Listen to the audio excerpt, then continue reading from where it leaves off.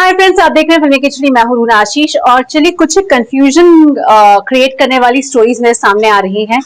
कई लोग मुझसे पूछ रहे हैं कि एग्जैक्टली सिचुएशन क्या है। अलग अलग यूट्यूब चैनल्स पे हम बड़ी अजीब अजीब सी चीजें सुनते हैं, तो उसको अगर आप क्लियर करके बता सकती हैं तो बता दीजिए। मैंने कहा चलिए भैया, आपका आदेश आ गया है, काम पर तो लगना पड़ेगा। अब ऐसे में ही एक मैग्निफिसेंट फोर से रिलेटेड मेरे पास एक न्यूज आई है, जिसमें कि दानिश ने अपलोड किया था कि अलग अलग जगह पर उनको परफॉर्म करना है, उनके लाइव शोज हैं और उसमें 17 का फीनिक्स भी लिखा हुआ है।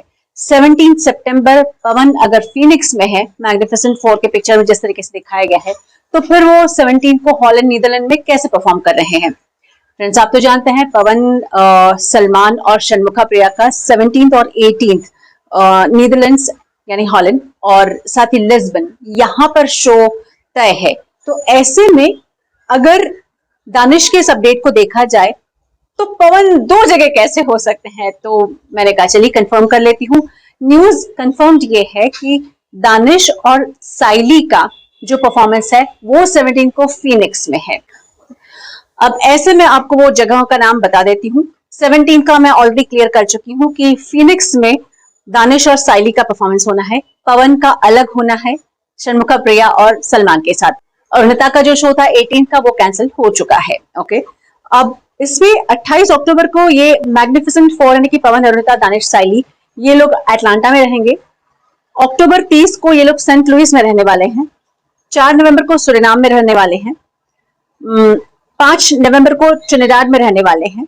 12 को अटलांटिक सिटी और 13 को बॉस्टन, यहाँ पर इन लोगों के परफॉर्मेंसेस होने वाले हैं। तो आई एम श्योर आपका ये कंफ्यूजन नंबर 1 तो क्लियर हो गया है।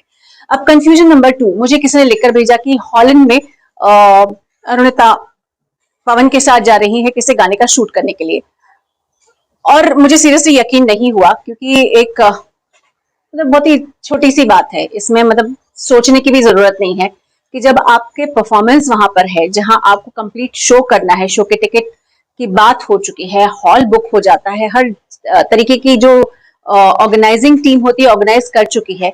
जब इतने बड़े सेटअप को जाने के लिए परमिशन नहीं मिल रहा है वीजा के जो पॉलिसीज है उसके चलते, जो कि एक बहुत ही जेन्युइन सा रीजन है, मतलब हॉलैंड और यूरोप में ही स्पेशली वीजा को लेकर कुछ एक पॉलिसीज में चेंज आया है और उसकी वजह से इतना बड़ा बसा बसाया कंफर्म हुआ शो कैंसिल कर देना पड़ रहा है। तो ऐसे कैसे हो सकता है किसी एक शख्स को वहां पर जाकर शूट करने की इजाजत मिल जाए।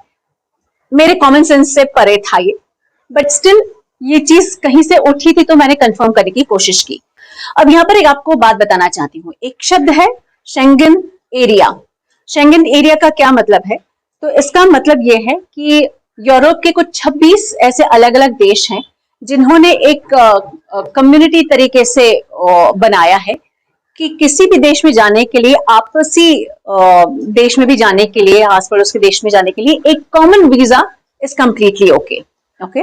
और उसके हिसाब से अगर ये देखा जाए तो 26 यूरोपियन कंट्रीज हैं जिसने आपस में it has officially abolished all passport and other type of border control at their mutual borders, being an element within the wide area of freedom, security and justice policy of the EU, European Union। उसके तहत आपसी जितने भी borders हैं वो सही तरीके से लोगों के बीच में भेदभाव ना हो, सामंजस्य बना रहे, सौहार्दता बनी रहे, इसलिए आपसी बॉर्डर को अबॉलिश कर दिया है। पासपोर्ट अगर आपको लेना है, वीजा आपको लेना है, तो सर्टनली इन सारे देश में फिर आप ट्रैवल कर सकते हैं। और इन देशों में जो नाम शामिल है उसमें नीदरलैंड भी है, Norway, Portugal, Slovakia, Slovenia, Spain, Sweden, Switzerland, France, Germany, Greece, Hungary, इन सभी देशों के नाम भी शामिल हैं। यानी आपको एक बार पासपोर्ट वीजा का काम यहाँ क्लियर हुआ तो फिर आप इन देशों में घूम सकते हैं बिना किसी रोक टोक के। तो जब ऑलरेडी आपका एक देश के लिए वीजा अप्रूव नहीं है तो वहां आप कैसे जा सकते हैं? आई मीन ये न्यूज कहाँ से आई है मुझे सीरियसली नहीं मालूम है। मेरे पास सीरियसली इतना टाइम नहीं होता है कि मैं चीजें देखती रहूं। पवन अरुणिता को फॉलो करती हूँ, उन्हीं की चीजें फॉलो करने की आदत है मेरी, या कुछ और चीजें। सो ये न्यूज जहां कहीं से भी आई हो, इतना ही बोल सकती हूँ कि जब एक देश ऑलरेडी आपको मना कर चुका है एक ग्राउंड पर कि आपको 3 महीने पहले वीजा की एप्लीकेशन देनी होगी, तो अचानक से ऐसा क्या चमत्कार होता है कि सिर्फ अरुणिता को वो वीजा मिल जाता है। ऐसा हो जाए तो मैं तो बहुत खुश रहूंगी, I will be damn happy, no doubts about it. But ऐसा प्रैक्टिकली पॉसिबल नहीं है। सो चलिए, आई होप मैं आपको हॉलैंड वाला जो कंफ्यूजन हुआ है उसको क्लियर करने के लिए आई थी, वो क्लियर कर चुकी हूँ, कुछ हद तक समझा चुकी हूँ। सारे ही देशों की वीजा पॉलिसीज बहुत स्ट्रिक्ट डूज एंड डोंट्स में होती है। किसी के सोच, किसी के बोलने पर या किसी के कहने पर वो पॉलिसीज चेंज नहीं की जाती है। और एक बहुत अहम बात, हमें कभी भी किसी देश के डिसीजन पर सवाल नहीं उठाना चाहिए। मतलब नहीं है, देश बहुत बड़ा होता है और हम एक छोटे से इंसान होते हैं। आई होप ये दोनों कंफ्यूजन आपके जो आपके दिमाग में उठ रहे थे, जेहन में उठ रहे थे, उससे मैं क्लियर करने में थोड़ी कामयाब रही हूँ। बाकी इच्छा तो मेरी भी ये है कि अरुणिता वहां पहुंचे और बेहतरीन शो हो पवन अरुणिता का, और गाने वाने भी शूट करना है तो कर लो यार, इट्स अ ब्यूटीफुल कंट्री। खैर, मेरी सोच, मेरे लालच की बात अलग है। आप अपनी बताइए। I hope I could make it little more clear to you. जय हिंद।